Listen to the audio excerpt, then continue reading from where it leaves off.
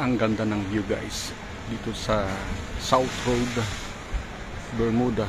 Tinatawag itong lugar na ito na Watts Park o Watts Hill Park. Magla lunch time ka lang, drop by ka lang dito at may stress reliever ka pa. Yun, no? Yung mga alon, no? Diba? Maya maya pupunta kami doon sa Loren Hotel. Doon ang aming schedule. So tingnan nyo guys, may kumakain doon.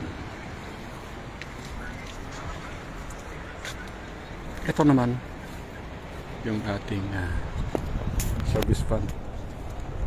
Diba? Ito yung park tinatawag na Watts Hill Park. Bawal magkalat, may trust lang dyan.